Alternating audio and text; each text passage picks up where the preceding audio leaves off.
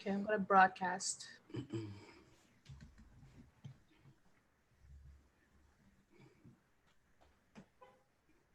All right, we are live on Zoom and so on YouTube.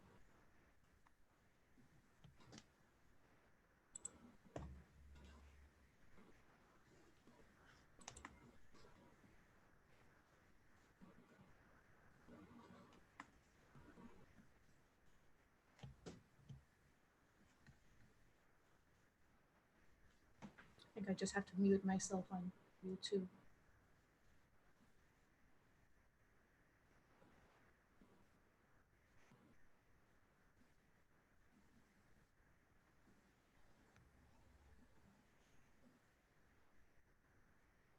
Okay. All right. Great. Well, hello everybody who's joining us today for the very last session of this wonderful webinar series. I think I speak for both Ignacio and I. My name is Aredvi from the HEAL Project, and Ignacio, our founder and director. Hey, Uh, everybody. we are going to do virtual power play in the age of digital sex today. And just make sure you can see our interpreters and you have gallery view on. If you're joining us on YouTube, you should be able to also see everybody. Um, and if you don't, please message us so we can make sure we can help out before we move on. And yes, we are live on YouTube. Please go to our YouTube channel and you should be able to see our video pop up there. But first, I have an exciting announcement to make. After months and months of deliberation, Ignacia and I finally have a title for our new video series on YouTube. Would you like to announce it, Ignacio? It is Caution Unrestricted. That is the name of our new our new project. Yes, I'm so excited about it. Yeah, we really took a while to think about what we wanted to call it, what we wanted to put into it, and I think it's perfect for the content that we want to be speaking about. Absolutely. I'm very much looking forward to it. So stay tuned for more information. And today we have our lovely interpreters joining us today. Once again, Rodney is interpreting right now, and Felice will be joining us in a little bit as well. As a reminder, we are going to have about an hour or so of discussion, and then we will have our Q&A. If you are joining us on YouTube, feel free to use the chat section. I will be able to read your questions there. And as always, sign up to our newsletter, go to our website. Our next newsletter is coming out next Monday. So make sure you do that to get the newsletter. And if you haven't already, a donation of $20 per session to the HEAL Project is very much appreciated. And thank you to everybody who already donated.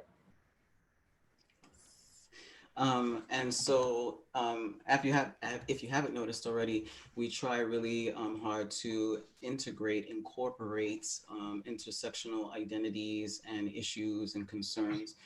We want to be talking about how identities of asexuality, people with disabilities, aging, sex workers, people who identify as survivors or people surviving sexual violence, child sexual abuse, people who are undocumented, immigrants, so forth and so on. So we want to always think about folks at the margins, folks at the farthest when we talk about all of these things. And so we want to get into our last, our last webinar of the series. But like Rebbe said, we have so much more to come to share with you all. And so what we Yeah. want to be talking about today, of course, is uh, virtual power play. So I'm super excited about this. If you see behind me, I have some things to be sharing. And I got dressed up for y'all today. I got dressed up because had a rough week, and I was very much looking forward to today. It's been an exciting day to look forward to. And so we've had 3 sessions where we've covered some of the basics, some of the platforms we can use, and I definitely encourage you, if you haven't already, to watch them. But today we're just going to talk about, first of all, why to do power play. I think for a lot of people it's still the question of like, why do power play? Don't we have enough struggles with power in our lives to be dealing with more of it? And then we're going to go into what are the ingredients of power play and really break that down as to how you can set yourself up for success. And then the last question is, how can we do it virtually when a lot of us are either living alone or are separate from our partners, or want to find new partners to play with virtually because we can't be in the same room. So let's get into it. Why play with power? Um, I you think know, like first when you think about why playing with power, I think we start from the beginning. It's like there's thinking about the people in at play. There's always a power difference in every relationship, whether it's age, race, gender, class, or any other. Right? There is always some power differential. So when we are talking about power play, in this instance, we're just being very intentional. I mean, super intentional about this power play and really talking about it, and just being upfront about how we want to play with these things. Um, yeah. So it's like, so we already have those things. And now we're just taking it a step further and saying, let's fuck around with this. So yeah. that's the way I like to say, let's fuck around with this, like for real. So yeah. Yeah, and it's like I know everybody who's here or is watching this is interested in power play probably, but even if you're not, I feel like it's a good exercise to always think about which direction power is pointing Hmm. in all of our social interactions, including our romantic sexual relationships, right? And while gender, class, race, all of those do impact the kind of power we hold in different relationships, I also wouldn't always assume that whoever is belonging to a historically oppressed group would necessarily be holding less power in that Right. relationship. So who holds more power in any relationship? It's kind of a question of you having to look at the dynamic, the specific dynamic of the relationship. Right. But I kind of see this as a prerequisite of going into power play because you want to play with power. You first got to understand where it is, how it's playing out in reality, right? Right. Right. And it's like how it plays out in the real world, maybe like structurally too, but also like how it plays out within every day. Like even like when you have an argument or a disagreement, how does power play out there? Right? How do you manage that? Right? Does one person get a particular way? How do you um, communicate? How do you work through those things? And it's good to notice those things, right? So, how can someone actually navigate being a dominant, a good dominant, a responsible dominant? And how can someone navigate being a responsible submissive and a communicative submissive, right? Because you can be playing a role, but still it is a responsibility to communicate, right? So it really is, it's power play, but don't be fooled by the word play. We are still messing with power, right? Absolutely. Right. Yeah, and it's noticing how we respond to power, right? Because everybody is put in positions where they hold power and they are put in positions where power is forced or is upon them. Hmm. Um, a lot of those are not consensual situations.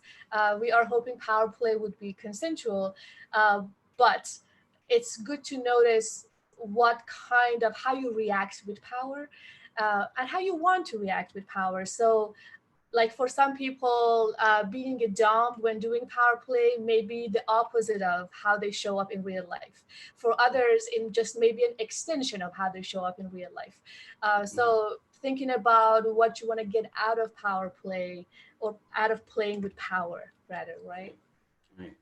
Yes, and I think for some people it's I don't hold power here and I want to hold more power in this aspect, vice versa. Right. And that could also uh, manifest in how you are or aren't a dominant, right? So there's a lot of different things there. Yeah. And so we're saying power, power, power here. So let's talk about how this power kind of plays out. And that's like BDSM. People say BDSM, and that is an acronym. And so BD, meaning bondage and discipline, DS, meaning dominance and submission, and SM, meaning sadomasochism. Right, and power play can be a kind of a subcategory of BDSM. Not everything in BDSM Right, has to have power, but a lot of it tends to. right. And so there's a lot of different ways to play with power here. So a lot of times when we think of BDSM or kink, I think a lot of times we think of whips and chains, dungeons, whips and chains, and it's always about the pain, the physical pain. And that's a small part of it. It really is, because I know a lot of people into BDSM that are not into pain at all. And it's about psychological stuff, or it's about being restrained, right? So there's a lot of different ways to play with power. So there are a lot of different ways to play with power, but there are a lot of different reasons to play with power. So I think that's a part of like the beginning part. So why do you want to play with power? All right, so that's a good place to start. Why would anyone want to play with power? And so, like, personally for me, I love playing with power because for me it is a healing vehicle for me. Power was taken away from me at a very young age. I've been grappling with power my entire life, and so BDSM opened up a doorway for me to be able to negotiate. And the negotiation process within BDSM really changed things for me. Like it gave me a voice to say, oh, I can say that I want that and I don't want that, and I could stop things in the middle of stuff and I could renegotiate that. And it opened up things that traditional sex um, didn't for me. So BDSM was different. It opened up different ways to have sex that were things that other people thought were weird, right? That were non-traditional, um, and it opened up creativity, right? So for me, it was a healing avenue. So there are a lot of reasons why people would want to play with power. So Right. another reason would be coping with fear, anxiety, or release. Um, and it could be about pleasure. It could be because it feels freaking great. It could be about connection. And I think a lot of people feel, and I do too, I agree. I think Aredvi, you and I have talked about this a lot, that BDSM is very spiritual, and it's about growth. I absolutely agree with that. BDSM is very much about growth. Um, Right. so, and I'm sure there are a lot more other reasons why people access it. So it's not very limited to this thing. There's Right. Yeah, whatever your reasons are, even if you didn't name them, it's mhm, fine. Sometimes we don't know why we want to do power play. I know for a long time, for me, coping with real life things that I couldn't control in real life, and then turning those into role plays where power was a strong component, was a way of releasing the tension and releasing the anxiety surrounding those. So like in even like workplace or being in school, places where in real life I had been in situations where I didn't have power. I would want to play with them within the context of power play.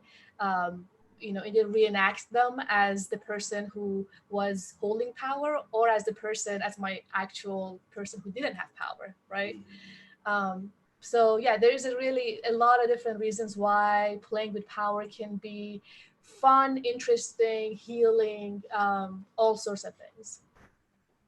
It I'm gonna share a story. I'll share a story. I it reminds me of this. So I have this hang up, or had this hang up. I'll rephrase that. I struggle with something, and it's a thing connected to my trauma, Mhm. my child sexual abuse, and so this this issue is around cleanliness, right? Feeling dirty, and so for so long it's been I have to bathe and shower like consistently. So for many years, there was a point where I didn't even use toilet paper. I carried a bar of soap and a little squirty bottle with me. Every time I used the bathroom, I would wash. And I douched every single day that I completely destroyed my pH balance. Like it was like really bad. So I was constantly sick. And that's how bad it was. That's how my trauma was fucking with me. So literally when I was in relationships, every time my partners wanted to have sex with me, I would have to say, hold on, I'll be right back. And I would run to the bathroom to wash so that I can go and have sex with them. And so one particular partner who happened to be my daddy at the time was like, I basically was getting sick and tired of me getting up to wash every single time. So one day he decided to implement his dominance. And because he was always like, "You're never dirty. You don't stink. Just stop it." And that was just for me. It wasn't. It was just like a mental block for me that I just couldn't. I couldn't. And so one day he literally woke me up out of bed, and he said, "Get up." And I was like, "What? What?" He said, "Get up." And he pretty much got me out of bed, turned me over the side table and bent me over and pulled my underwear down. And I was like, and he had his strap on, like his cock on, and I was like, "Oh no. Can I go to the bathroom? Can I go to the bathroom?" And he's like, "No." And I was like, "Oh please, sir, please," because he's like he's giving, he's asserting his dominance, and he's like, "Boy," he's like, "Shut the fuck up," and he's putting the condom on, he's lubing up, and I was like, "Please sir, please, I beg you, please sir, can I go to the bathroom?" And he's like, uh "Shut the fuck up." He throws my head down, just puts the fucking lube on, and just shoves the cock in and starts fucking me. I came in like 2 seconds, like 2 seconds, because he literally fucked me, and I was like so embarrassed, Mhm. so embarrassed because I knew I was dirty, but at the same time, he broke something out of me. He broke it from me. He fucked me, and I smelled myself, and it turned me on. And in like 2 seconds, I fucking came. I don't do that shit anymore. I don't do that shit anymore. Like years and years, I completely fucked myself up. I was in the doctor constantly. Like he did something for me that day that just Yeah. like completely crushed that for me. And it was like, and I cried and I cried and I cried afterwards. And it was like such a breakthrough for me. That's just a little story, but I'll never forget that. I'll never forget that day. 2 minutes. No, Yeah, not even 2 minutes. 2 seconds. 2 seconds. It was done. It's a good story. It's a good that's a story. powerful story. I can relate to that quite a bit, and I have, yes, eroticizing something we struggled with Mm-hmm. through BDSM and power, um, letting someone we trust making decisions for us that maybe Yes. we ourselves just sometimes aren't able to, right? Yes. That's a powerful story. Thanks for Mm. sharing that. Yeah. Mm. So yeah, let's get into it. So how do we do this? How do we do the thing Mm-hmm. power play? We talked about thinking about the kinds of power play you want to do, Right. and if you go to our last session, we talked about role plays in general. So power play could be there's overlap between some role plays have power play in them, but thinking about what your goals are, what do you want to get out of this, how is it going to look like for you. And like Ignacio mentioned, it could be a psychological thing that you want to get out of it. Sometimes it's sexual. Sometimes it's about service, or just a little bit of all of those. Especially now, if you don't have physical access to a partner, then you want to, get more creative about maybe the psychological aspects Hmm. of it. Yeah. Yes, yes. And I'm like, I think about like I say like some basics to think about. It's like self-reflection, Hmm. self-reflection, self-reflection. I always say that about anything, BDSM, anything, life, self-reflection, lessons from the past. Always think about lessons from past relationships. And if you haven't had a relationship, past friendships, any kind of connection you had with someone, because you learn what kind of person you are when and the ways you interact, communicate with other people. So that's a good start right there, and your boundary setting. I think we talked a little bit about boundary setting in another session, but boundary setting is so important. And you don't have to be perfect at it, because sometimes you might know right now, and it always changes. It can change. Um, I always say write it down. It's great to have it so you can see it and interact with it, and you can change it, update it.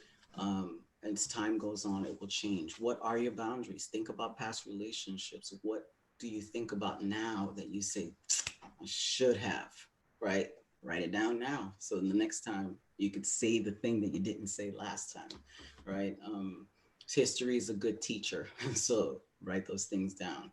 Um, and communication. So communication is also very important, because we want to think about how we give information and how we receive information, right? And that could be through talking, but that could also be through writing, texting, right? Sometimes we communicate in different ways, right? We just have different ways of doing it. Some people are excellent, have all the words in the world, and others are very shy. So find the best way that you can communicate, and the best way you receive that information, so that you can be saying the things you need to say. Right?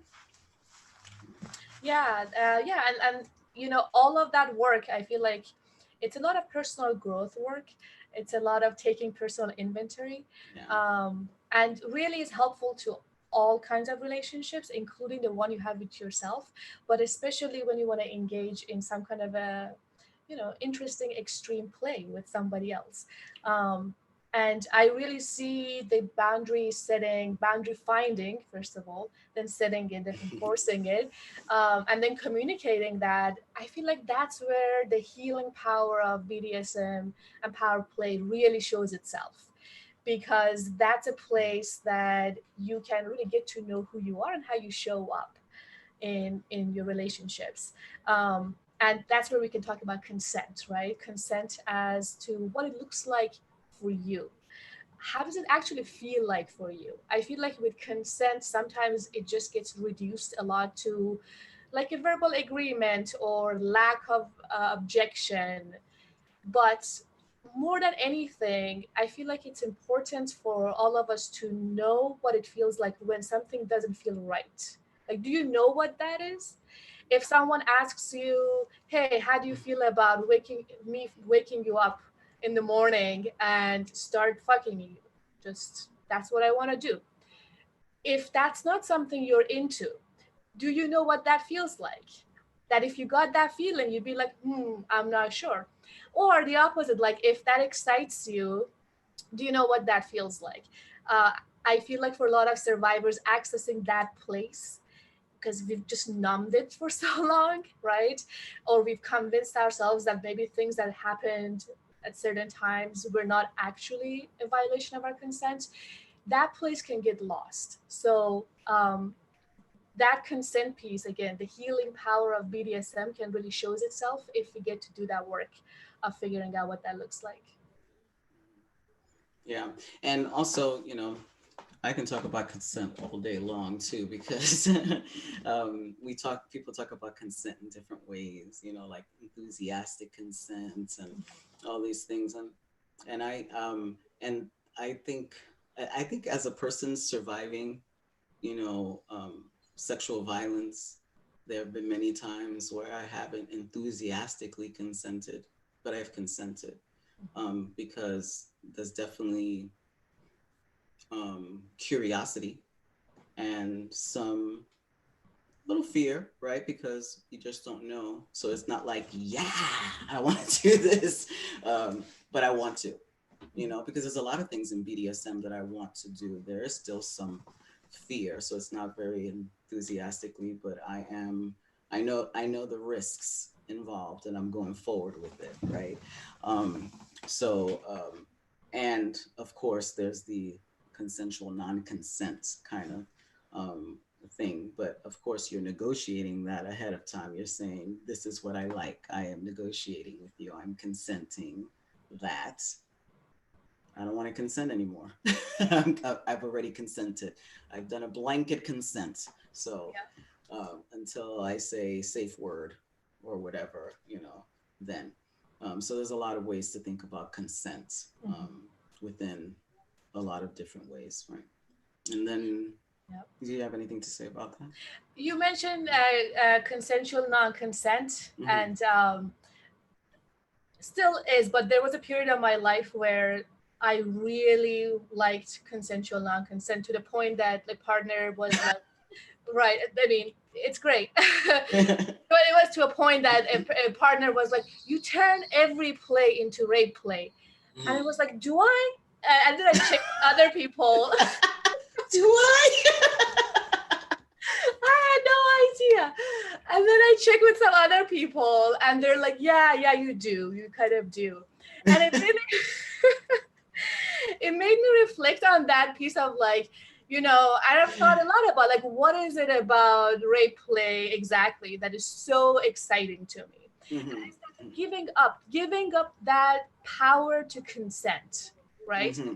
There's something about like, and again, this was during a period starting from where I really hadn't done the work of understanding what consent looks like, feels Right. like for me, all the way to actually starting to connect with myself and understanding what that is throughout this process Right. of, engaging in consensual non-consent and being like, oh, okay, actually, maybe I do need to like set some soft limits and hard limits around certain things. I'm Mm-hmm. not just going to give someone everything, because that was just so attractive as Mm-hmm. someone who's a survivor who's just coming into consensual non-consent. So that's that. Yeah, that's what I wanted to say about Yeah, yeah, that yeah. piece.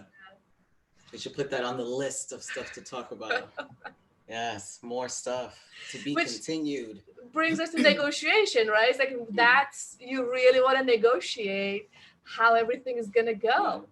yeah. And I always say, like, what is the format of your negotiation, right? Because I often say, you got to negotiate. And for people, like a lot of people often say, oh, negotiation is such a, like a business word. I don't want to like have like do this contractual thing with someone. And I'm like, well, people negotiated. That's a word I use, but you can use any word you want. You can talk to someone, you can chill, you can rap, you can do whatever you want. It's just communicating with someone Mhm. about how this is all going to go down and how everybody's going to be cool and how you're going to get what you want at the end of the day. That's basically what it is, and how everybody's going to be truthful and honest with one another.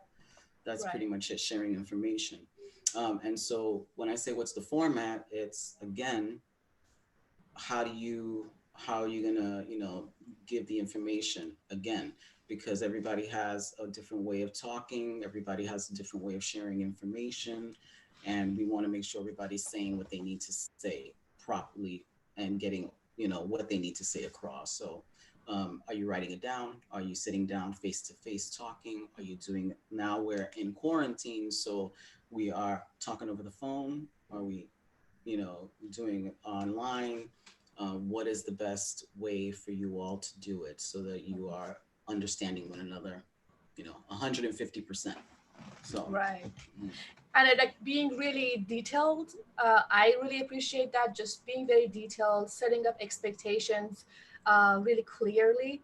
And also, if you're doing a contract or you're writing things down, make sure you incorporate like when are you going to come back and renegotiate this? When are you going to check in on it? Like set a timeline of how long is this contract for? How will it end? Because it's a contract, right? And legal contracts have a time limit. They have terms of termination. So think about exactly how it's going to play out, not just for your next play, but for the duration of this relationship. So for those who may not know, some DS dominant submissive dynamics have contracts, and some people might do a contract that's short term just to see how this dynamic works out for 6 months, and then they will, do it for a year or more or so, and it kind of just lays out the agreement of everything that they said. This is what this person said they were going to do. This is what I'm going to do. It just lays it all out, and then the both sign so that it is all there in black and white. Yeah. So some people like to do contracts to like kind of officiate this relationship and how the structure, and it's sometimes it's a part of the protocol, and some people don't. So again, there are many different ways of having DS dynamics. But if you are doing a role play, not necessary unless you're role playing the contract itself, right? Yeah. Yeah. So let's see, like, in how do we negotiate, or what kind of things we should be negotiating? And we talk about protocols, we talk about rituals. So let's talk about what, first of all, what they are. How do you define a protocol, and how do you define a ritual? So like protocols are like guidelines, rules, and yeah, like guidelines and rules that are put in place to follow, and structures with honorifics, so that they can be followed. Mhm, Um, that's like a very generic definition of mhm, protocol.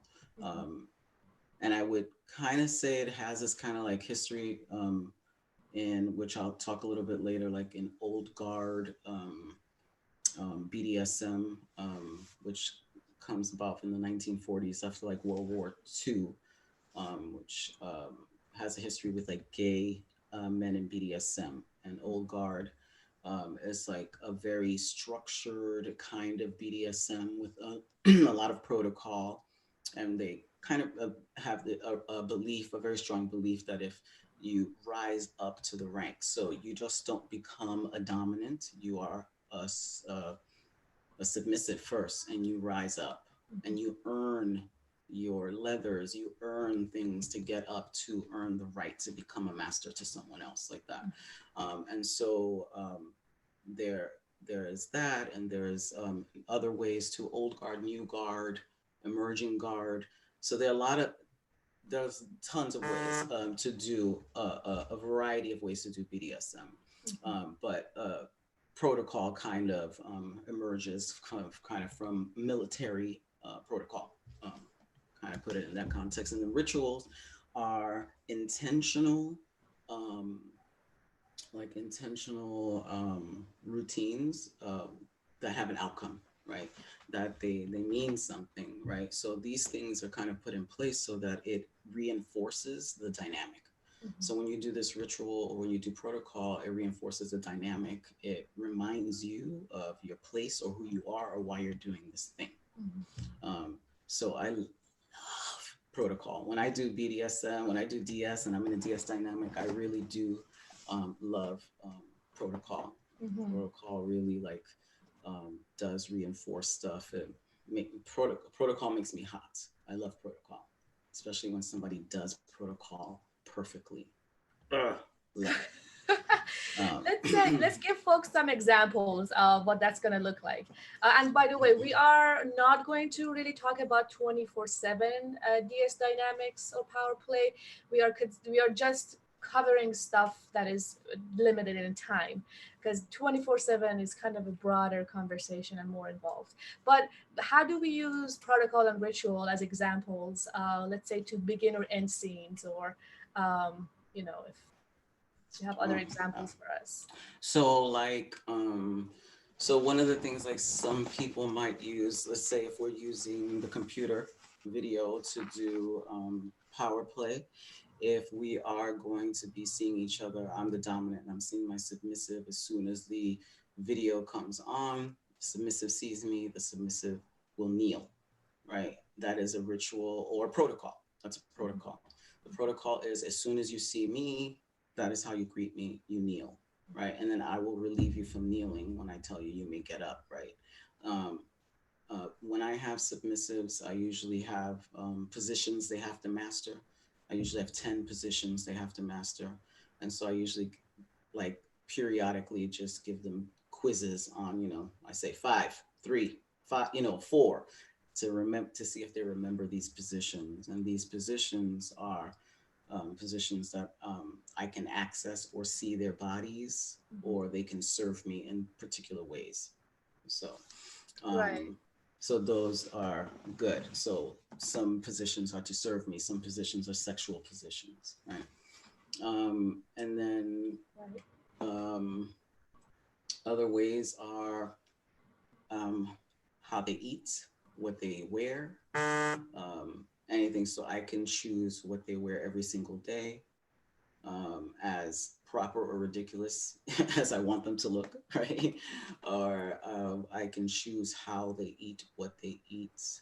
Um, so it can go from there, and Right. it can depend very much so on the negotiation that we have, right? So Right. this is not some arbitrary thing that as a dominant I'm going to be like, ha, you're going to eat, five string beans and a carrot today and that's it. No, this is because we've talked, and I know, what you desire to have in your life in your diet plan and what you've been struggling with. And as a dominant, I am taking that into account, Mhm. and I am formulating in my mind your goals and your ambitions. And you are serving me. You're giving me a gift of your service. So my job as a dominant is to take your goals and to make sure that I'm taking your goals and I'm taking those into this DS dynamic and working that in so that you can reach your goals.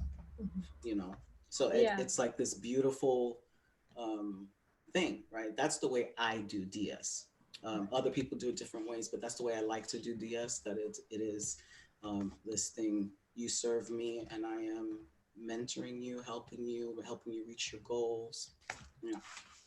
Right. Yeah, and then like you said, every step and detail of that should be negotiated Mhm. beforehand. And there is no right way Right. to be doing to do the negotiating or to setting up scenes. It has to work for you. So if anybody's like, well, this is how it's done, or this is just I've been in it, I've been doing it for so long, and every sub I've had, it's been like this. That's a red flag, actually. uh, it doesn't matter who comes in with what experience. Whatever is going to happen has to actually work for you. And if you're new to BDSM or power play, um, go slow, take a step back, do things in limited scenes, see how it feels, and trust yourself, trust your own Yeah. gut feeling more than anything, especially a new partner would be telling you about how it's done, right? Yeah. Yeah. Yeah. And some things to consider. Are we up to that part yet, or am I skipping Well, ahead? I actually want to talk about, I think an important thing to negotiate Hmm. is also what happens when protocol isn't Oh followed, yes, right? yes. Like Hmm. you want to figure Oh yeah. out that piece of it. What happens if you forget At position? one of these things over here, like here. No. See, It that's a depends. It depends. that's a tricky part because somebody's like, oh yes, I'm gonna forget position three, so I get one of those. Yeah. That's not a real punishment. No. It Or depends. If you're a pain slut, then it's not a real punishment, right? No. No. right. Or like you were saying, maybe punishment isn't even the kind of dynamic you want to have. Yeah. Maybe you are going to like withhold affection or attention. Yeah. Maybe you're going to do a lesson, right? You were Yeah. talking about how you give lessons. Oh, actually, you were talking about the punishment box. Can you tell? Yes. Yeah. So I love I'm such an educator when I do TS too. I love to give assignments. So I'm an anal bitch. So I have notes on all of my submissives.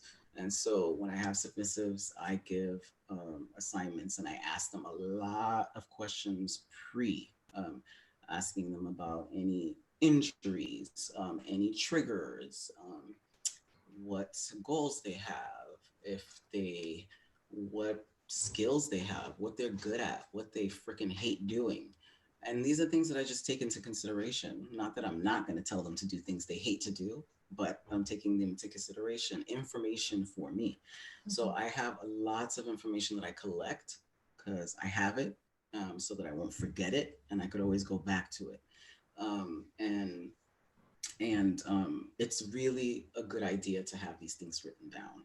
A really, really good idea. And so another thing that I do, one of the assignments that I did was for punishment or lessons or however you want, or corrections. That's another way I put it, corrections. Because I know some dominants that don't believe in punishment as a way. They call it corrections or lessons.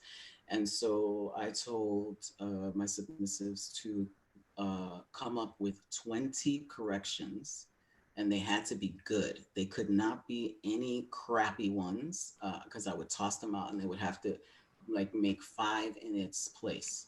So you had to do 20 really good corrections and then give it to me so I can check, and then I would add more to it.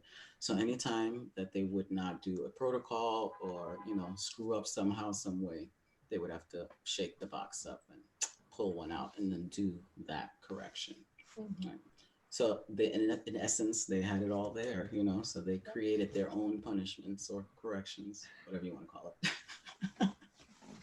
So And that's I made beautiful. them, I made them like, decorate the box and everything real cute and said corrections on it and everything real cute. But I also had them make a rewards box too, that they created one with all the nice things, all the nice things. So when they did something wonderful, they could pick some stuff out of there too. So I'm nice. That's a really good idea. And like the positive negative reinforcement, Yes, that's yes. wonderful. And also what it does is that all the expectations are set up ahead of time. Mm-hmm. So you know exactly what you're walking into. And I feel like, that's how you distinguish a good dom from Mm-hmm. not a good dom, is someone who actually proactively asks a question and wants to take care of your safety, Oh yeah. emotional safety, psychological safety. It's not just about I'm going to do to you what I please. Even if that's the role, it's not going to in reality be harmful, right? It Mm-hmm. might hurt you, but it won't harm you. Exactly. Exactly. Harm Um, and hurt. Yes. Yes. Yes. yeah, so the other things to consider as you're negotiating, and here's where we talk a little bit about the old guard, right? The old way of doing things, or the classical way Right. of Right. negotiating. Yeah, so that we'll put some stuff in the resource guide for information about OGARD and other stuff about etiquette and things like that, so you could get a perspective on how different folks do it. Yeah. Yeah. And then a question that you might, want to ask yourself, that you should ask yourself is this person that you, or person or persons that you want to be doing this power play with, is it someone you already know or someone that you just met or picking up on an app or on a site, right? So because it could be very different. If you already know this person and you got something to work with, you already have sort of a relationship there, and you can continue on from there. If this is a new person and you're starting from scratch, and the other question is, if this is a new person, or if this is a person you're with, is this a role play of power play, or is this an actual negotiation of a DS dynamic? That also changes everything too, right? Because if this is a role play, hey, have fun, right? This is something that you're gonna do for a little bit and then you're done, right? But if it's the DS dynamic, then you're getting deeper into some stuff. You're really negotiating and talking about some stuff, right? Mhm. And is this interaction happening only while in quarantine, or are we going to keep talking about this when quarantine is, over, right? Because Yeah. this could be, let's just have this quarantine thing, and when this is done, we're not going to do it anymore, or is it going to keep happening? Right. Uh, and I one of the questions I thought of too is, how do others, if there are other people in quarantine in the house where you are, how do others factor into your play dynamic? And for instance, so I know when I have a submissive, I often tell them, I want you to, get naked and do this or that, like walk around the house or something. But now that we're in quarantine, you might be in a home with other people, say your grandparent or an uncle or something. So you can't very well have a G string on and go cook or something, right? So then you have to, when you're negotiating, you absolutely have to factor in the people around you so that the dominant can take this into consideration, knowing who is around so that they can know what they're working with in terms of how they can dominate you. Um, and what they can use, what spaces they can use within the house or wherever you're at. So consider that in your negotiation as well. Yeah. Yes, exactly. Yeah, so negotiation again can be really, yeah, involved, or Mhm. um, even if you're doing like an anonymous play or you're engaging with a new partner, it's really good to know some of these things or write them down ahead of time for yourself, so you can kind of maybe quickly set up your expectations to see even if a new partner is going to even work out, within the circumstances that you've got. um, yeah, so talking about the quarantine and power play, we discussed the details of it, but how can we make it virtual? I feel like a lot of times power play, you know, there is that aspect of being right there with someone and really feeling their presence. But how do we get all of these dynamics working when we're doing it virtually? I was thinking when I looked up the word virtual, it says, like it's through computers, it's through any network, it's, that virtual, but it doesn't mean that it isn't real and that it isn't intense. So, like a lot of people think, oh, virtual power play, that's not real because it's not, we're not there live in person. This actually could happen. And again, it doesn't always have to be physical. This is Right. the biggest sex organ right here, right there. Right. So we can use that. And in terms and thinking about, like, we always do touch a little bit about, back in the day. Back in the day, we uh, we were talking about the chat rooms. Chat rooms.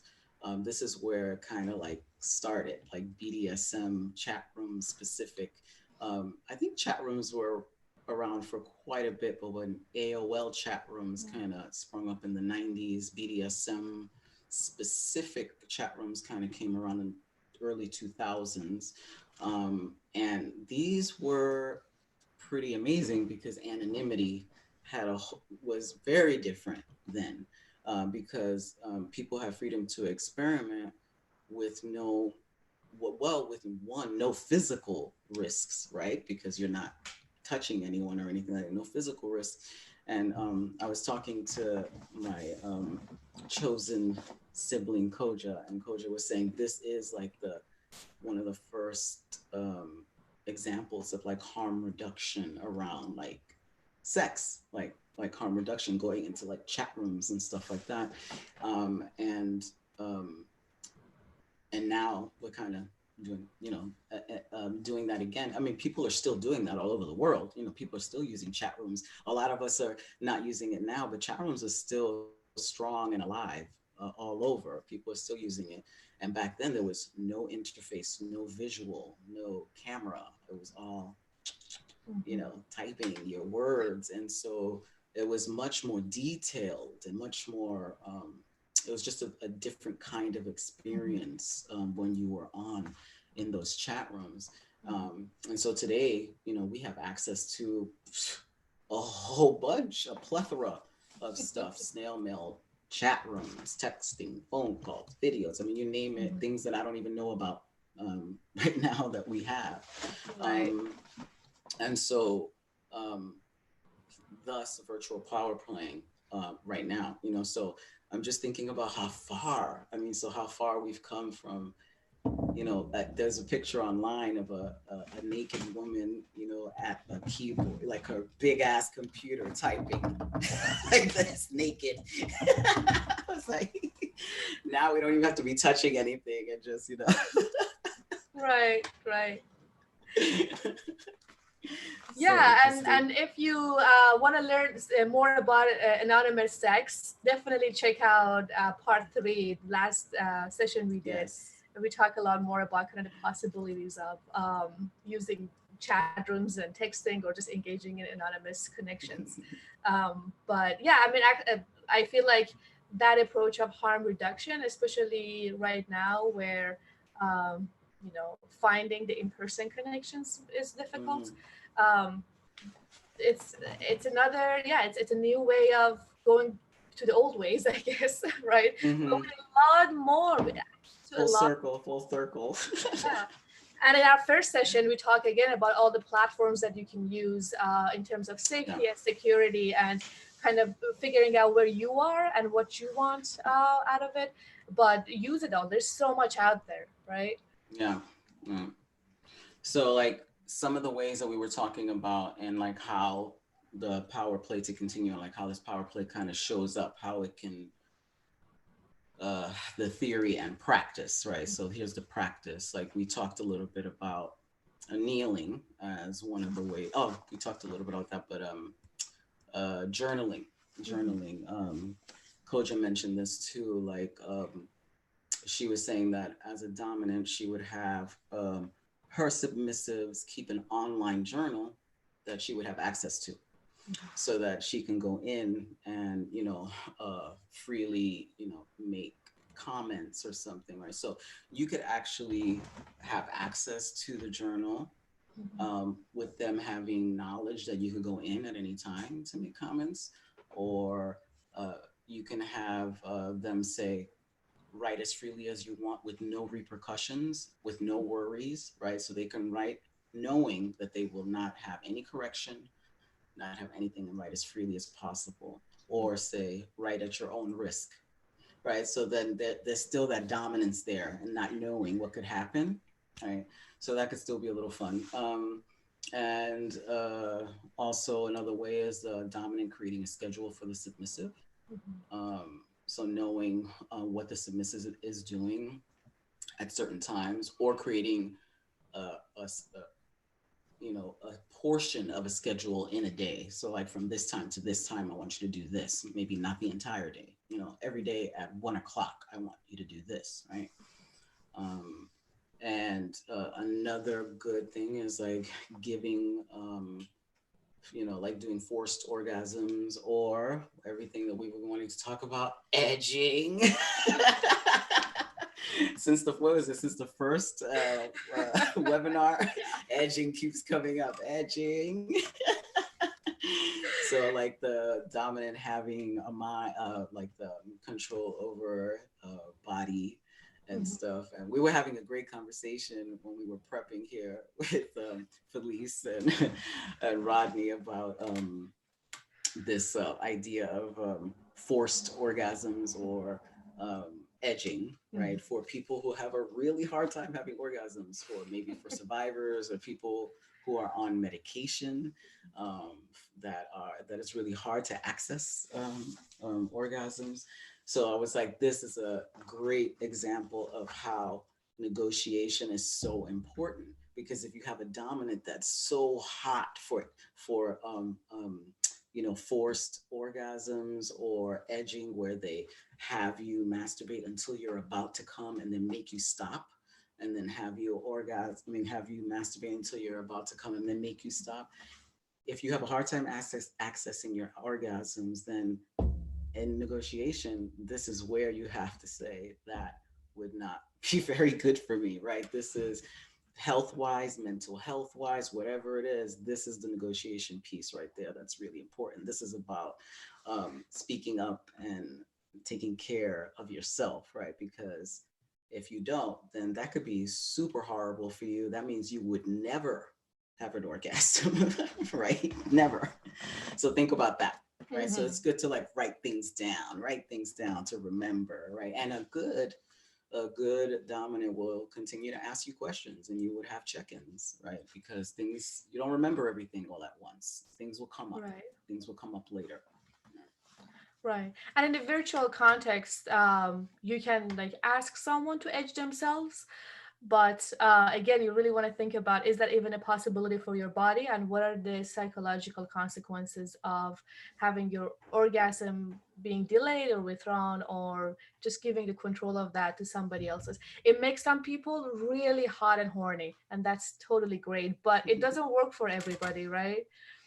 um, yeah, so some of the other ways, like Ignacio was mentioning, instructing a sub to dress a certain way, do their chores in a certain way, maybe even picking out the clothes they're gonna wear. If they like wearing makeup, telling them how to do a makeup. And like you were saying, with considering who's around you, sometimes maybe if appropriate, like negotiated, having them wear a certain thing, look a certain way, and then maybe go in public, Mm-hmm. go show themselves to their neighbor. Again, consider the quarantine and everything, but just controlling aspects of their lives, even very non-sexual, not seemingly non-erotic aspects. Yes, yes. Um, let's see. What else? Oh yeah, power play and role play again. Doing getting into incest play, rape play. Mhm. Um, oh, and then you had mentioned Redby. If they are in quarantine, let's say if they're in quarantine, you're playing with a couple, Mhm. right? Then you can have lots of fun with that, right? So you can, Yes. there can be a lot of variations there about how that can play out with the Mhm. couple. Um, you want to say more about Yeah, sure. So, that? so this is kind of great, right? Because you then, like, say you are a dom and you are playing with a couple, you can use the couple, put them in a dynamic that you want. So maybe one of them would be a dom, kind of a dom who would be following your orders, doing what you want to the other person, Mm, or maybe they're both subs again, doing what you want to each other. So it really kind of opens up the possibilities. So going back to edging, you could have one of them edge the other one, right? So it's like things that require that physical contact, like flogging, or like all these other things that you kind of have to be in person to make it happen. Playing with a couple can be really fun, or if you're a couple playing with another couple. mm-hmm, So it's like even within the quarantine, some people still are, partnered and living with their someone that they can be sexual with. So that kind of opens up the possibilities. mm.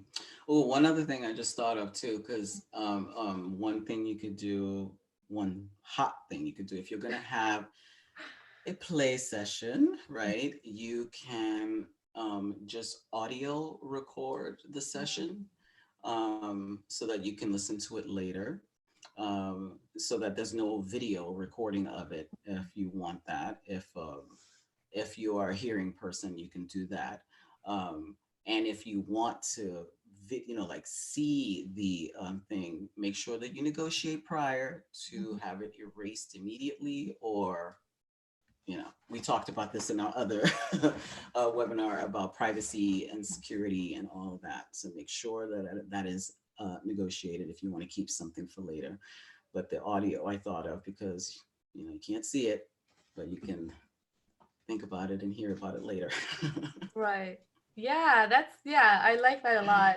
And these days, there's so many like remote sex toys and Oh just yeah, other ways of kind of um remotely giving someone, I don't know, different types of sensations. yeah. There's Play this with. remote.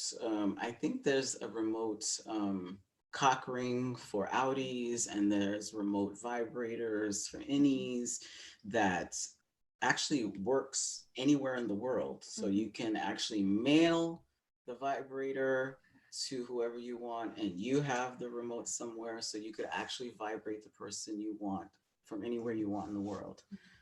So that is pretty cool. That's, if you got money. If not, then you could just instruct that person with their own hand how to use their own hand. And that's like a poor person's vibrator right here, right there. You just tell them, let's say, I'm telling you how to use this right here. There you go. Your hand Yeah. is controlled by my voice. Another thing I really like is like being instructed or instructing to, get in a certain position and then taking pictures Mm, of themselves and sending it to you like at a mhm, certain time or just randomly as you feel like it, like you mhm. just spontaneously on a whim, hey, I need a Yes. picture of you doing such and such or grabbing such and such toy and playing with it in this way, and then I want a picture or I want a Mhm, little short video to see that you did it. mm. So that's also using the digital stuff. Yeah. Another one thing that is also that I've been wanting to use, actually, that I was going to use, because I have chronic migraines, and sometimes it's really hard for me to read. I think, thank goodness for audibles now, but it's always nice to get a submissive to do this instead.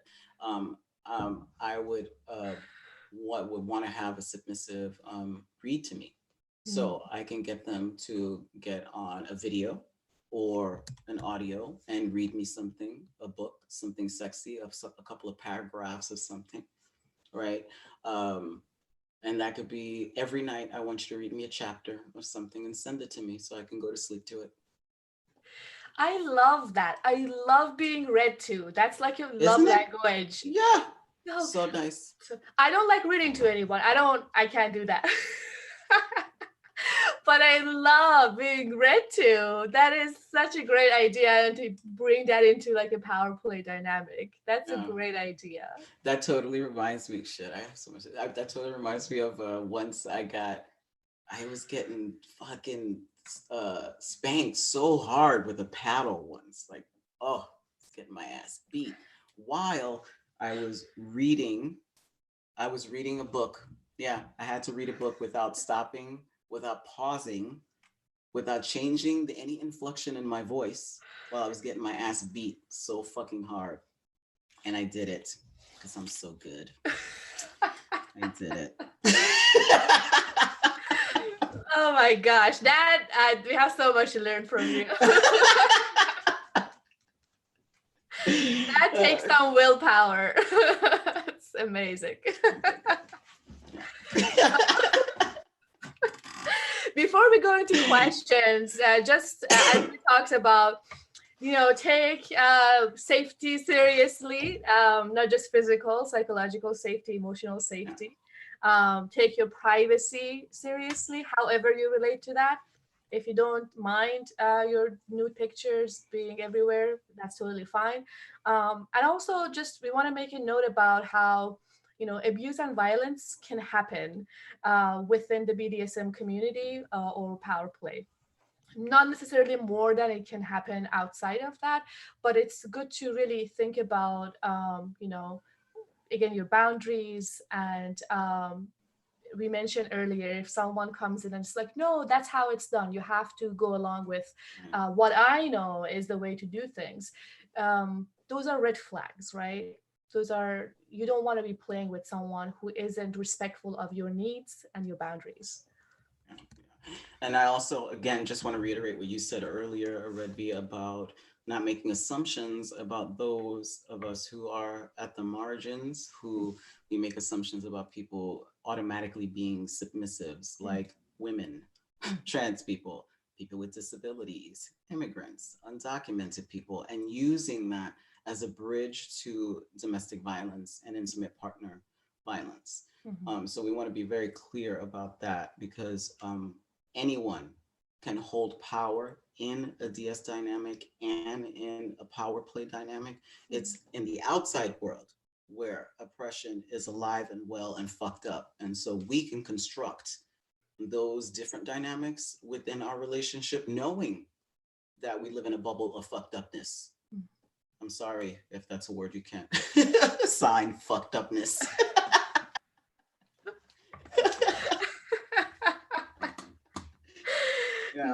new words every day. Yeah. Yeah, so we have another really wonderful resource package for you that will be published in our on our website likely tomorrow. And if you know of any good resources, please email us info@heal2end.org. Especially any resources pertaining to folks of color, people with disabilities, and trans folks around BDSM, power play, or anything. So that would be Right. greatly appreciated. Right. And again, if you're joining us on YouTube live or you're watching this video later, please do consider donating to the Heal Project. And we want to really, really thank everybody who joined us for the entire series or any of the sessions. We want to thank our donors and also just our wonderful, wonderful interpreters. We've put them through so much.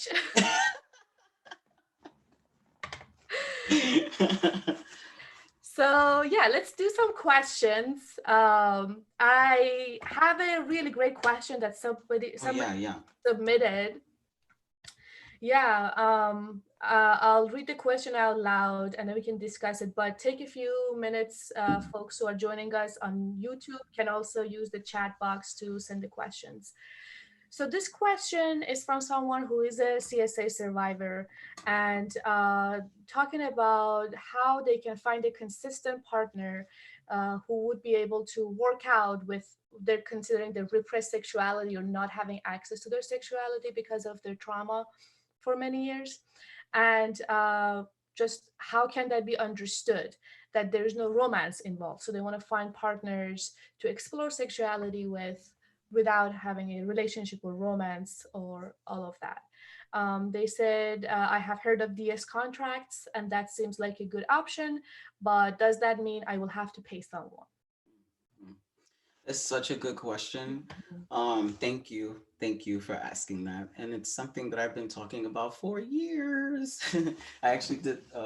I was on a panel with my dear chosen family member, Jamie Grant, and it was called "The End of Romance" with a question mark. And we were all talking as panelists around this idea of romance and what it means and like how this is different for so many of us, especially for survivors. And so I grapple with this thing about romance, and this it's subjective. It really is subjective. Like what does romance means to what it means for people, and what it means to me, and how it plays out, and how uncomfortable a lot of times it feels, and also how alien I feel when I don't fit into it, right? So it doesn't necessarily mean you have to be in a contract. It could mean, but you don't necessarily have to be in a contract. Um, I would say that it just means that it's time to, if you haven't already, it's time to really sit and start writing some things down, really thinking through what a negotiation would look like, what exactly you want, right? What, and it's what we just talked about. What is it about past relationships that didn't feel right? And if you could dream up the most perfect connection, forget about sex and everything else. If you could dream up the perfect connection with somebody, what would it be? Write that down and then work towards that middle. And that's what I would say. And you think about how to convey that to someone, right? Because for me, that means I am not a person that cuddles very much. I don't hold hands with people. I don't. So I start thinking about the things I don't do. And I ask people, is this something you require in a relationship? Because if you do, then we're probably not a match. Because I Mm-hmm. don't want to hurt someone that needs that. Right. So I just kind of right there. So I would say that contract not needed. DS might be a good place for you. It could also be um, thinking about folks who are also not interested in um, romance, and it could be people who are um, hooking up. It could be swingers. It could be this. It could be an array of different people. So you might have a spectrum of people that you can fuck around with. But while we're in quarantine, I would say it's time to think, about how you want to negotiate, and um, and then start thinking about how you want to say those things to someone, because that's the hardest part. I think it's the hardest part to convey those things. I don't know if you want to add anything to that, Reddy, but You just talked about Jamie Grant, and I'm paraphrasing. She has a great thing about there is someone who you can have the sex you want with, who will be really into it and would want to do it with you. And yeah. like that is, I love that she says that it's that belief that whatever you're desiring, whatever you think you need right now, romance or no romance, DS or vanilla, whatever it is, it is what you want, Mhm. and you don't have to make compromises just because you think that's how everybody else is doing it, and you will find people who Mhm. want to do it that way with you, right? Yeah. Like we talked about, I think last session too, there's sometimes this hierarchy of, especially if you're engaging in kind of more involved kinds of play and kink, it's better if you do it in a relationship, and if it's a loving relationship, Yes. and if it's Yes. someone maybe you live with, and if it's a, well, that's fine and great, it can work out really wonderfully for some people.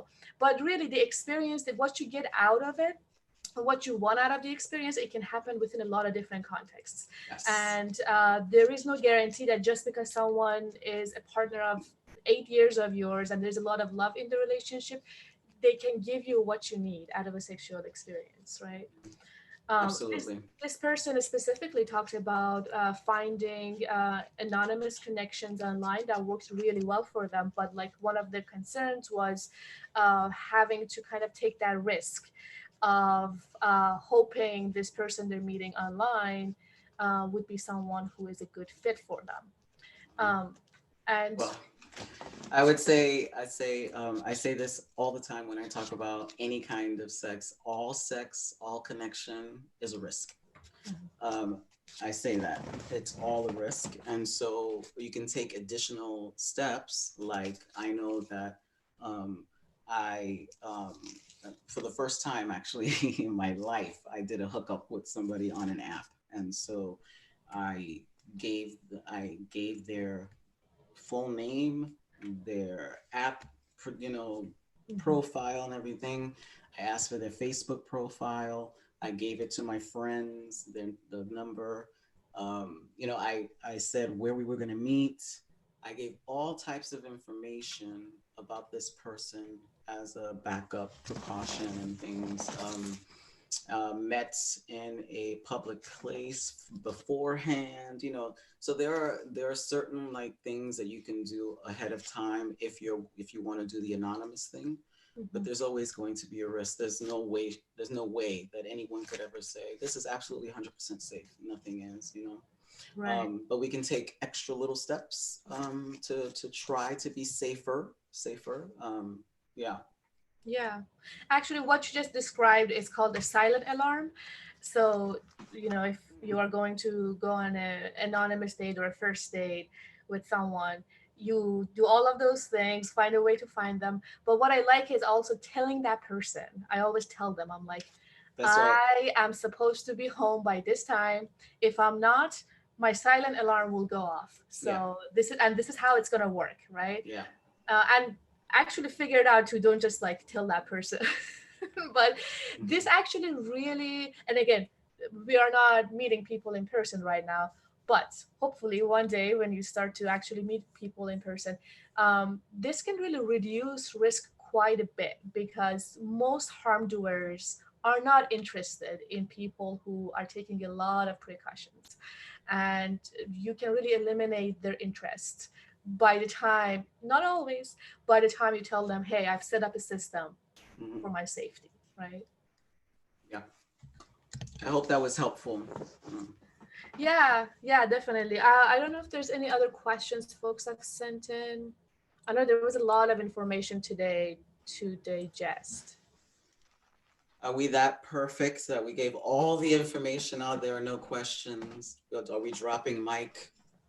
Are we telling more stories? Are we sharing stories? Aredvi, tell a good story. Oh my goodness. I need to make some good stories. The one Mm. thing we were talking about, if you kind of want to figure out where you are in the BDSM world, and I will have this in the resource list, but there's a good link to kind of ask questions about the different, BDSM dynamics that you might be interested in, and then gives you a percentage of like Oh, right. what type you are, right? Like you are 50% dominant, you are, I don't know, 30% rope bunny. So it's a kind of a fun thing. If you're a member of FitLife, you see a lot of people posting their results on Mm. there. And there's so many roles, right? There's so many ways of doing BDSM. So Hmm. um, that's a fun thing to do. Yeah, it's a smorgasbord. Yeah. Says, Oh, what the about the fun toys? in the back. Oh. Oh, yes, yes. Actually, this is one of my favorite toys. I swear. Oh my God. This is the lollipop. Oh, interesting. This is made out of Interesting. silicone. So silicone is great because it's non-porous and hyperallergenic and stuff. So you can just wash it with soap and water, and you can use it on the genitals, so it won't spread any. You know, you can it can be used without any covering or condom or anything like that.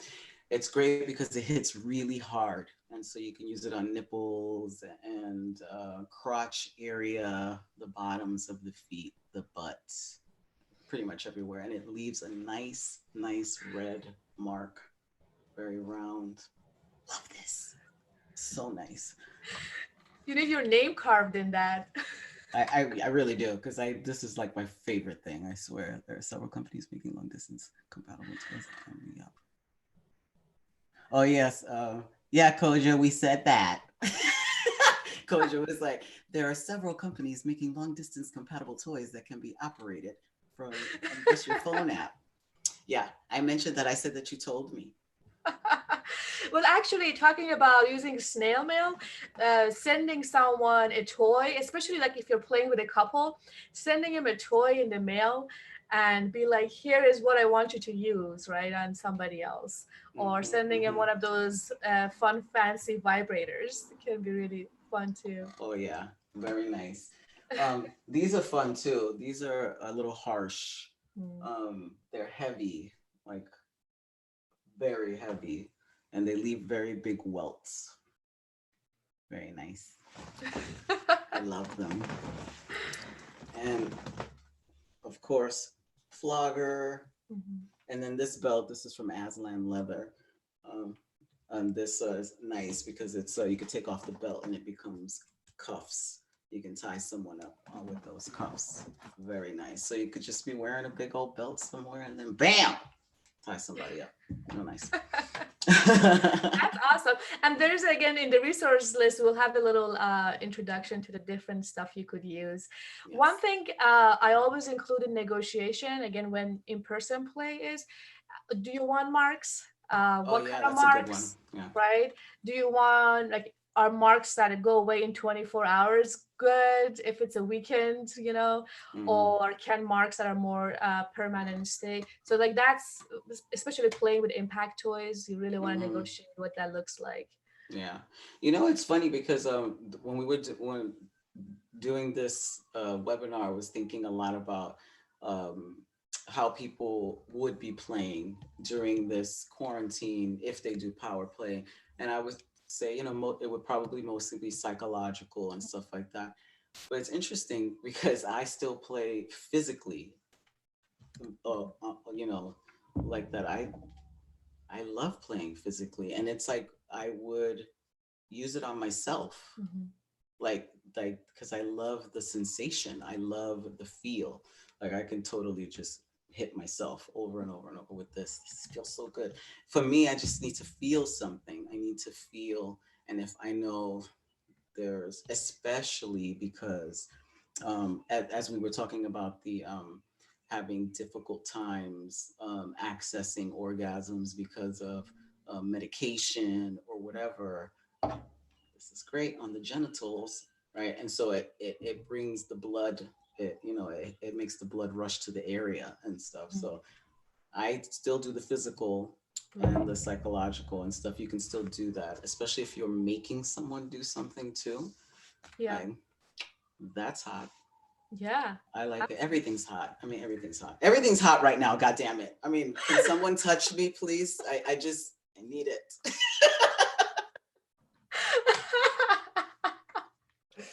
This is very Well, difficult in you said quarantine. it. I know. It has been interesting. Oh my goodness. Jesus. Oh, Well, I'll just give a little shout out here. These little suspenders I have on are made by my chosen brother who lives in LA, Jovan Wolf. You can find Jovan Wolf on Facebook. He makes these nice leather things, very hot and sexy. Makes a lot of stuff actually. So check him out, Jovan Wolf. Okay. I did my plug. awesome. Thank you. Yeah, so thanks again, everybody, for joining us. This was really exciting. I really like this session. And hopefully, we'll be doing more webinars. Check out our video series that will be coming out soon. Again, Caution Unrestricted, where Ignacio and I will be talking about um, taboo subjects and a lot of topics people don't want to talk about when it comes to Mhm. sexuality, right? We're gonna be talking about some shit, some Right, stuff. Yes. right. Yeah, and thanks again to our interpreters for doing all the hard work of keeping up. Yes. And hopefully we'll see everybody for very future, near future. Yes. Yes. Thank you so much, everyone. We love you. Thank you for your support. And yes, please check out our new Caution Unrestricted. It's going to be very good. Yes. Bye. Bye. What?